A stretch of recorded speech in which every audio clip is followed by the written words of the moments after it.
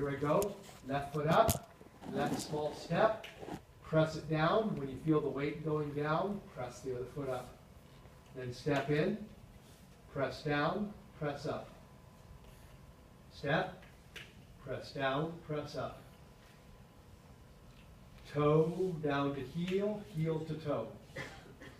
Toe, heel to toe, toe to heel, rises and switches. This is the step. This is called stealth stepping. Stealth stepping is named because if you're walking through mud or snow and you use this step, people would not be able to figure out which way you're going because it moves sideways. It's also called stealth stepping because when I used to sneak out when I was a teenager out of my mom's house, this is how I would sneak back into my bedroom so that no one would hear me at night. I would slide across the hallway floor, trying to get right past my parents' bedroom door so that they wouldn't hear me. And of course, I would be in a lot of trouble if I was found out to be too late at night. So this was my stealth step when I was a teenager sneaking out of the house. Now, in that, later on did I not find that this is also a ninjutsu step, and ninjas practice this, and they call it stealth stepping as well. In Tai Chi, it is the cloud walking step. And the idea is to be able to make your foot light and then shift the lightness and heaviness between each foot in a very smooth manner. And then at the same time, like I said, you're moving sideways. So you can actually practice the step going to the left as well as stepping over to the right. It can go both ways. Press, lift, step, press, lift, step, press, lift. Okay? Now, upper body movement.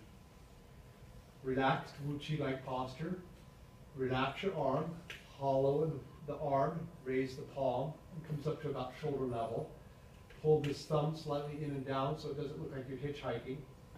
And then gently bring it across. And again, you're using the central Tai Chi pole to turn on. Once you come all the way to the side, and you do want to twist gently because what's happening here is a couple of different things. One, you got spinal rotation, which is moving and activating the spine. Then you're also creating a small twist this way and a small twist that way, which also is massaging the internal organs. If you feel, you can imagine this, that as you breathe in, everything inflates up, and then as you start twisting, you start creating a twist with that internal pressure, which then creates a massage against the organs. Then you're slowly exhaling, and you're feeding more and more highly oxygenated blood into the organs, then you're twisting and moving around. So anytime you twist and gyrate things, you're going to create something whole and new. So this is how you're massaging your organs, is through this one. It's a good one too because it also moves the waist and spine. And it's a very subtle exercise. Inhale, breathe in, float up, turn as far as you can comfortably, let it down. Now when I do the first part of cloud hands, each one has a full breath. So what I mean by that is this is the inhale, comes across the center line and starts to drop. Exhale. Left hand comes up, rounded, soft, and hollow in the palm. To breathe in, and then let go, exhale. The hand comes up and starts to inhale, and then exhale. And left hand connects on the circle, and right when the exhale releases left, the right hand starts to activate, and it connects into the right, and inhale again. Exhale, let it down, start to inhale. Exhale, let it down, and inhale again. Exhale, let it down, and once more, breathe in. Exhale out, and when I do the last one right, breathe in, turn the waist, and let it down, exhale. Inhale. Exhale, cloud hands. Punch, punch, punch, punch. 1, 2, 3, cloud hands. Okay? Ideally, cloud hands is the ward off technique. It's warding off attacks, multiple attacks coming at me over and over. Like I said, subtly there can be hidden things in there too, so in an odd way, I can also use those same flailing arms as attacking gestures in my own defense. But generally it's viewed as a defensive tactic. Cloud hands, waving in the sky. Ready? Let's link these 5 moves together. Down, weight shift right, left steps out comfortably. Rounded out arms and hollowed palms, thumbs tucked in. First form is opening the set, inhale and exhale, sinking the chi to the lower abdomen. Second move, 1, 2, and repulse monkey 3. Repeats again, 1, 2, and 3. Third move, right, 1, step left, brush knee push. Lift left, toe in, pull the right foot in, step back, and brush knee push to the right side. Swirl the hands, turn the right toe in, step in left, step out left, heart horse's mane. Turn the hands, hold the ball, step in right, step out right, and part the wild horse's mane. Drop the right hand, raise the left, and 1. Cloud hand, right hand, step out, 2. And left hand, step up, 3. Relax. Inhale and exhale. Shake it out, relax for just a second. We'll try again. Any questions? You can follow me fairly well. Okay? I'll do another round or two, then we'll call it close for today. We might be a little bit early from the standard time, but I don't want to wear you out too much on the first time. So we'll try a couple rounds again, and once we're there, I'll see if you have any questions. What we're doing is called the Yang family Tai Chi. Yang family is the most popular style of Tai Chi around the world. All the Tai Chi systems are usually named after the families or the masters that made them popular. There might be some like Wudang style or Tibetan style that come from different origins, may have slightly different routines. But standard Tai Chi originally comes from the Qin family. Qin is the oldest family. Ideally, it comes from its origins of where the Qin family got it was because one of the Qin family members was worked for the emperor as a bodyguard and had learned Shaolin Kung Fu in his youth. And he took the Shaolin Kung Fu that he did, especially the emperor's long fist and cannon style, tiger or crane and snake boxing, and created the basis for Tai Chi. Tai Chi later on was kept in the family of the Qin family for about 300 plus years. You couldn't learn it unless your last name was Qin. So it was forbidden anybody to go outside the village to teach.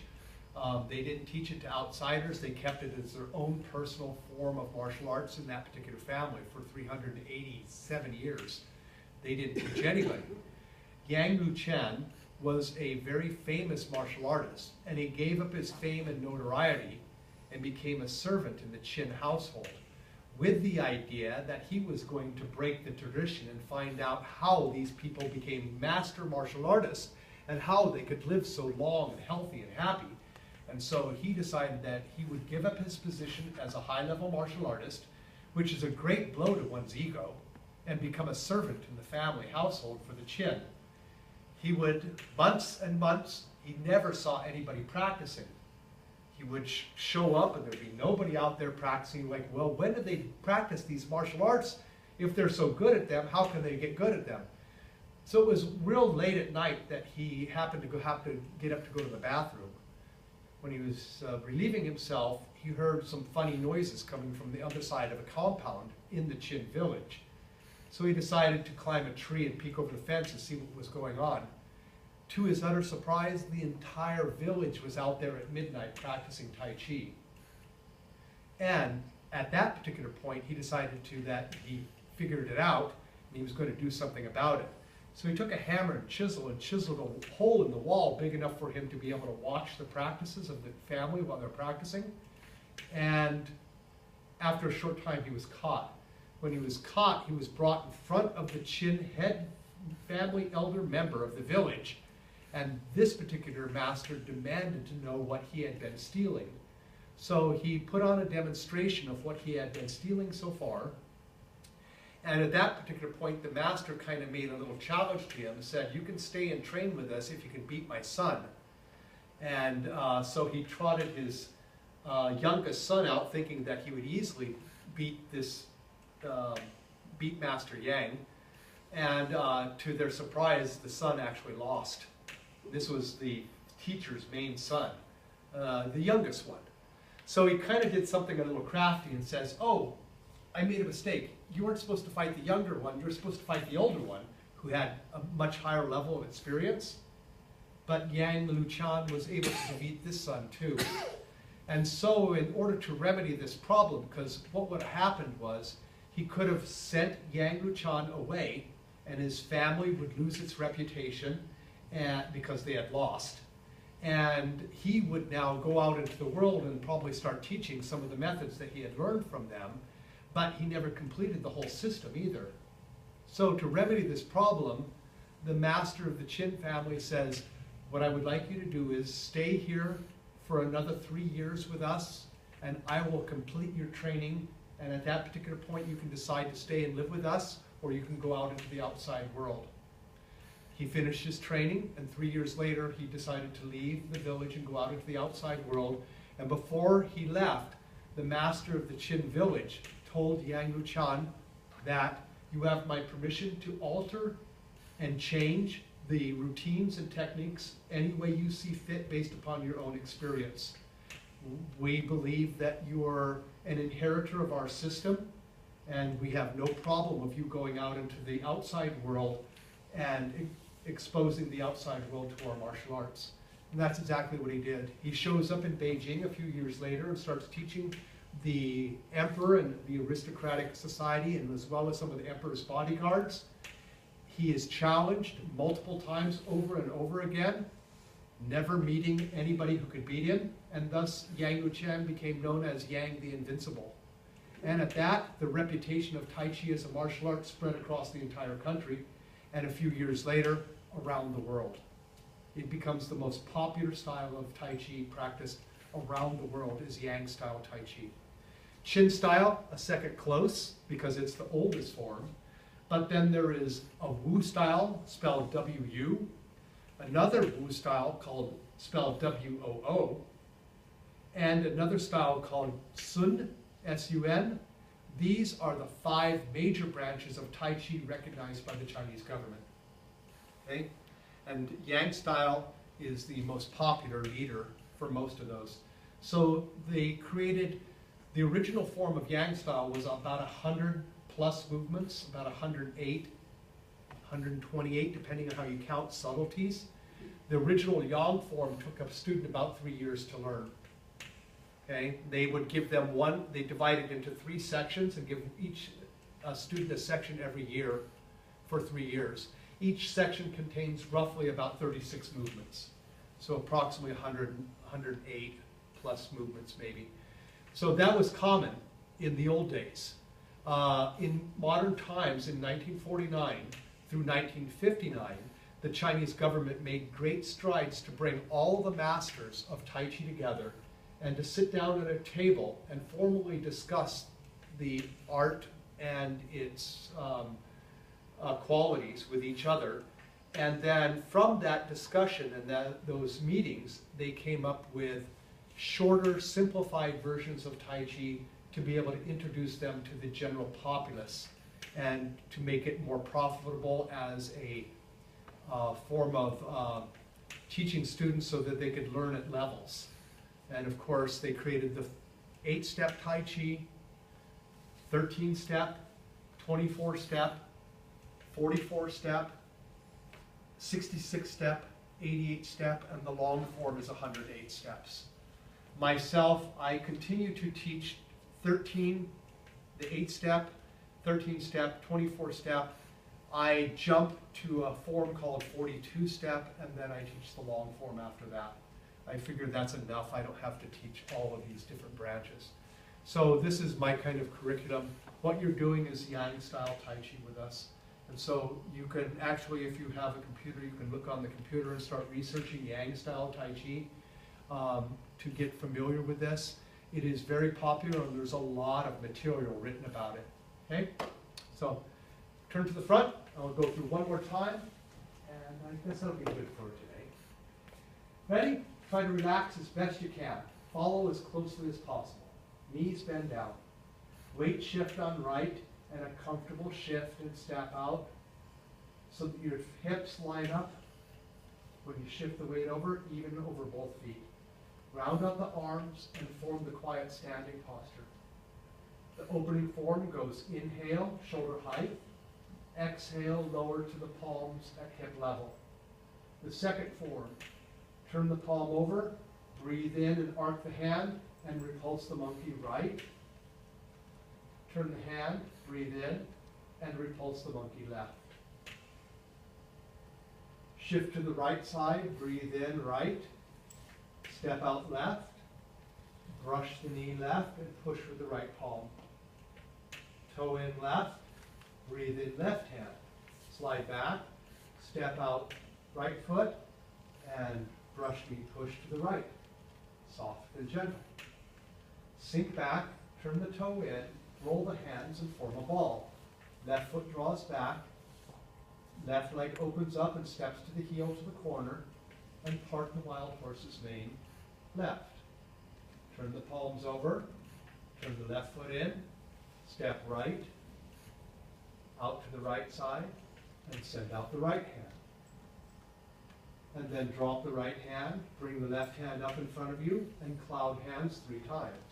1 with a small step. When the right hand comes up, the left steps out.